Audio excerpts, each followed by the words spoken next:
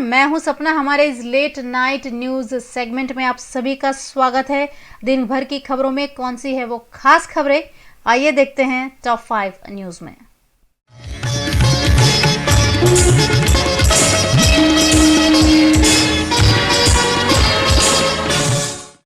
MS university में आवेदन देने पहुंचे छात्रों और विजिलेंस के बीच जमकर घर्षण हुआ, जिसमें यूजीएस राकेश पंजाबी घायल हुए।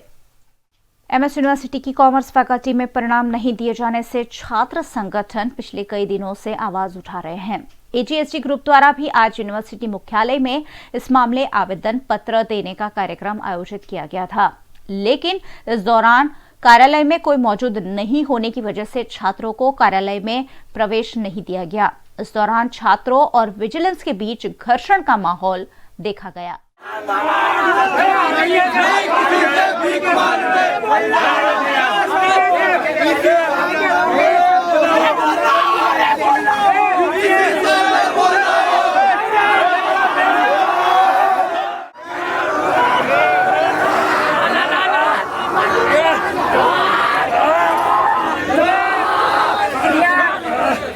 यूनिवर्सिटी में नवंबर दिसंबर में एग्ज़ाम ली गई थी, जिसका परिणाम अभी तक जाहिर नहीं किया। यूनिवर्सिटी की विविध फैकल्टी में रिज़ल्ट देने में कम से कम 60 से 70 दिन का विलम्ब हो रहा है। इसलिए आज यूनिवर्सिटी हेड ऑफिस पे बहुत दिनों से हमने रजिस्ट्रार सर से, डेप्यूटी रजिस्ट्रार सबसे बात किया था, लेकिन अभी तक कोई परिणाम कब आएगा वो भी वो लोग बोल नहीं पा रहे और यहाँ पे वो हाजिर भी नहीं है। इसलिए हम एजीएसटी ग्रुप द्वारा और यूनिवर्सिटी जीएस द्वारा यहाँ आंदोलन किया गया और जब तक हमारी मांगनी नहीं स्वीकारी जाएगी, जब तक रिजल्ट परिणाम नहीं दिया जाएगा और जिसने भी ये रिजल्ट में विलम्ब किया है, जिसके भी द्वारा इस रिजल्ट देने में विलम्ब हो रहा है, उस पर कड़क से कड़क कार्यवाही की जाए, ऐसी हमारी मांग है।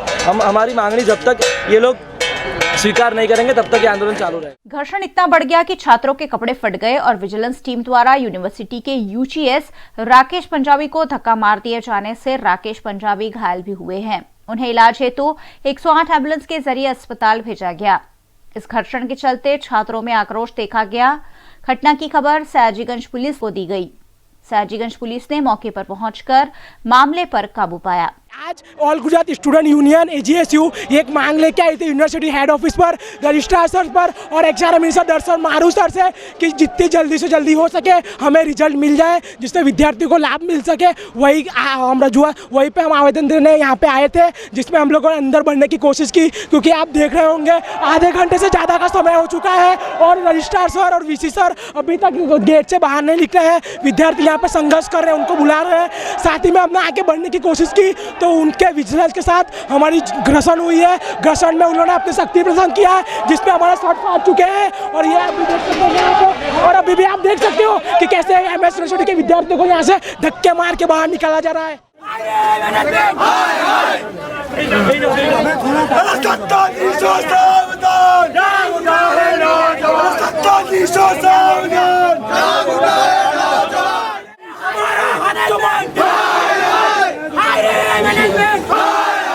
इस दौरान छात्रों ने रामधुन गाते हुए थाली और चम्मच बजाकर विरोध प्रदर्शन किया।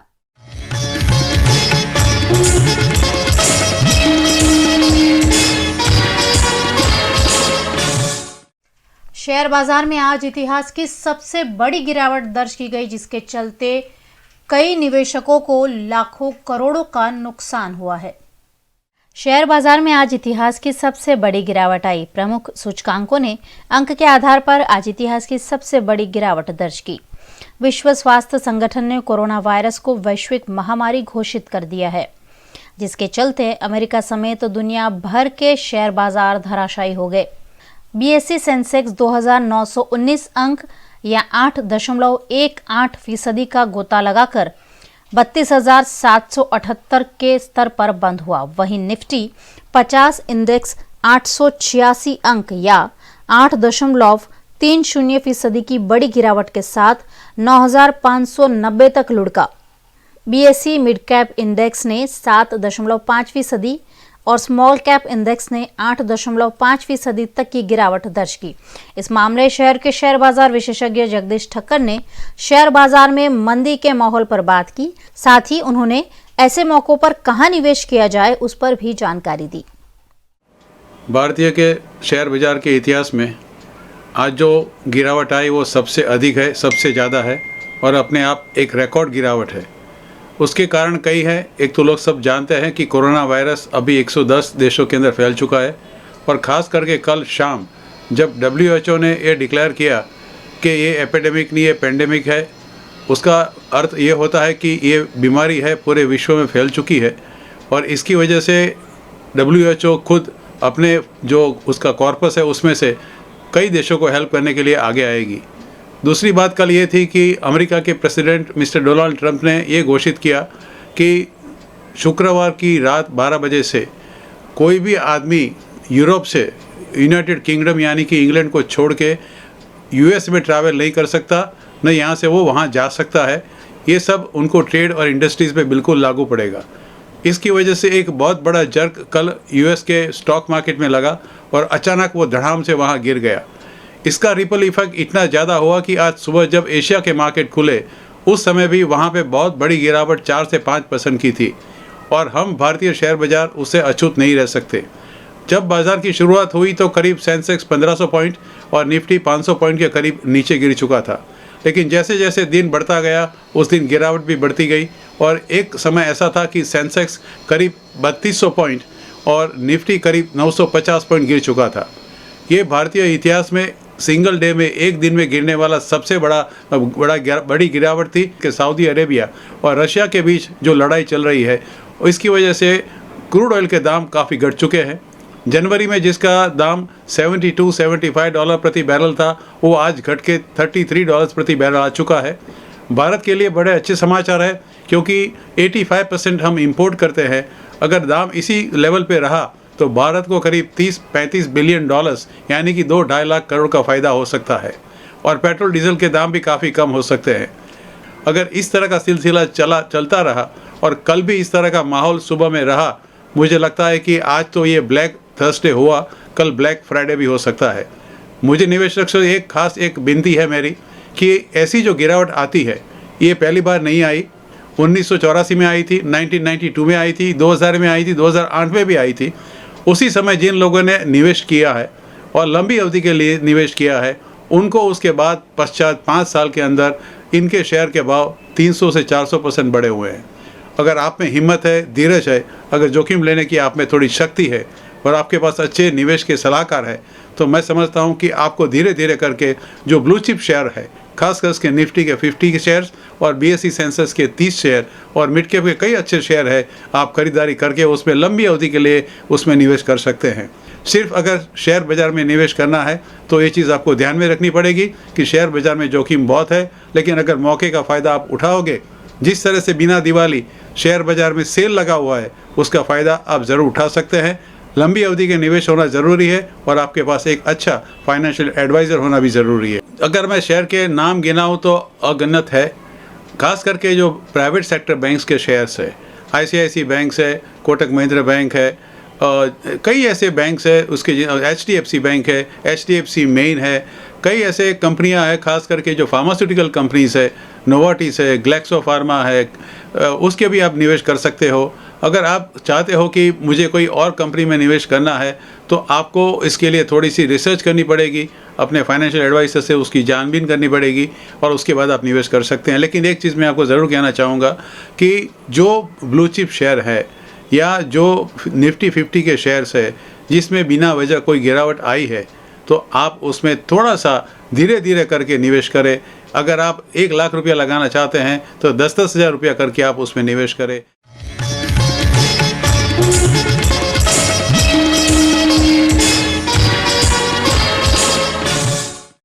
VMC की A&M वर्कर्स ने अपनी स्थायी किए जाने की मांग के साथ वडोदरा महानगर पालिका का उनकी समस्याओं की ओर ध्यान आकर्षित करवाया।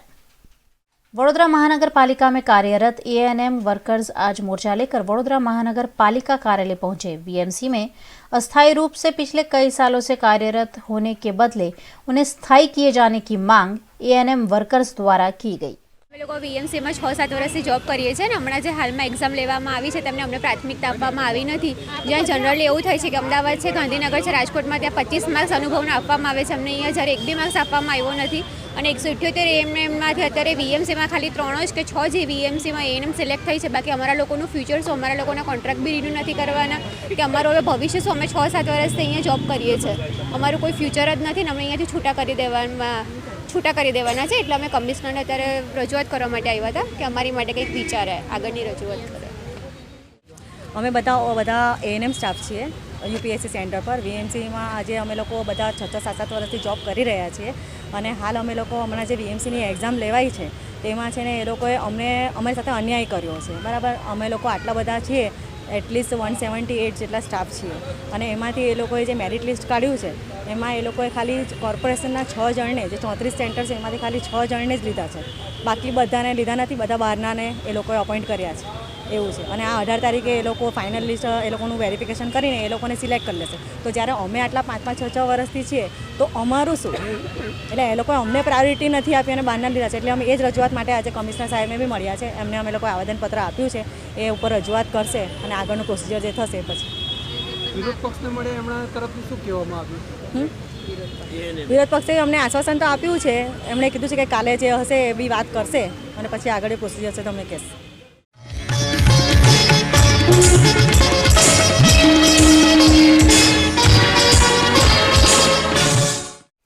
छत्रपति शिवाजी के जन्म जयंती के मौके पर 21 फीट की भव्य प्रतिमा के साथ शोभा यात्रा आयोजित की गई. शहर के मराठा पुत्र श्री साई परिवार ट्रस्ट और राजा सेवा ट्रस्ट द्वारा छत्रपति शिवाजी महाराज की 21 फुट की भव्य प्रतिमा के साथ भव्य शोभा यात्रा का आयोजन किया गया. धर्म रक्षक छत्रपति शिवाजी महाराज की तिथि के अनुसार आज जन्म जयंती है. इस मौके पर आयोजित शोभा यात्रा में लेजिम, महाराष्ट्रियन ढोल, लाठी के करतब, अखाड़े और विभिन्न वेशभूषा में सज्ज बच्चों समेत के 100 जितने मंडलों ने शिरकत की.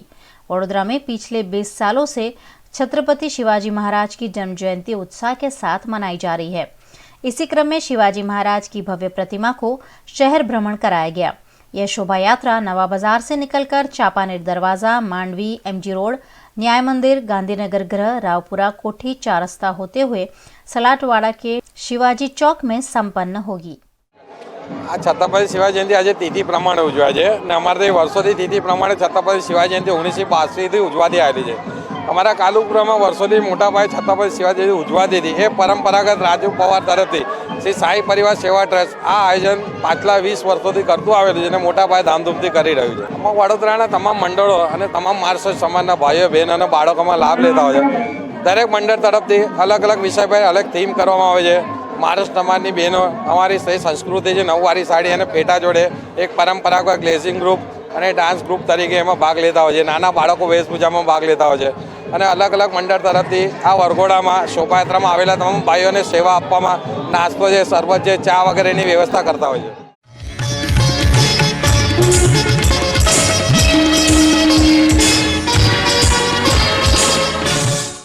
स्टैच्यू ऑफ यूनिटी का आकर्षण बढ़ाने प्रबंधन द्वारा क्रूज की सुविधा भी शुरू की गई है.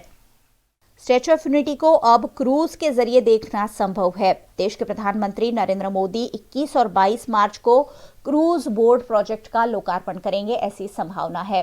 क्रूज बोट टेस्टिंग के लिए नर्मदा नदी में पानी भरा गया है. इस क्रूज सर्विस से स्टैच्यू ऑफ यूनिटी का आकर्षण और भी बढ़ जाएगा. भारत भवन से स्टैच्यू ऑफ यूनिटी की प्रतिमा तक 6 किलोमीटर की यात्रा इस क्रूज के जरिए कराई जाएगी और नदी के बीचों बीच से सैलानियों को स्टैच्यू ऑफ यूनिटी की भव्यता का दर्शन करवाया जाएगा. क्रूज पर सैलानियों के लिए खाने पीने की व्यवस्था भी की गई है और इस क्रूज में सवारी के लिए आपको खर्च करने होंगे सिर्फ 350 रुपए. खाने पीने की वस्तुएं, सीसीटीवी कैमरा, लाइफ जैकेट जैसी सभी सुविधाएं सैलानियों के लिए क्रूज में ही उपलब्ध कराई गई है. फिलहाल इस क्रूज बोट का टेस्टिंग चल रहा है. सरदार सरोवर डैम के टरबाइन डिस्चार्ज पानी का संग्रह नदी में छोड़ा जा रहा है, जिसके चलते गोरा ब्रिज के दोनों किनारे पानी में डूब गए हैं. इस बोट प्रोजेक्ट के लिए 800 मीटर लंबे ब्रिज के बीच के हिस्से को तोड़ दिया गया है. देश के प्रधानमंत्री नरेंद्र मोदी इस सेवा का लोकार्पण करेंगे, ऐसी संभावना जताई जा रही है.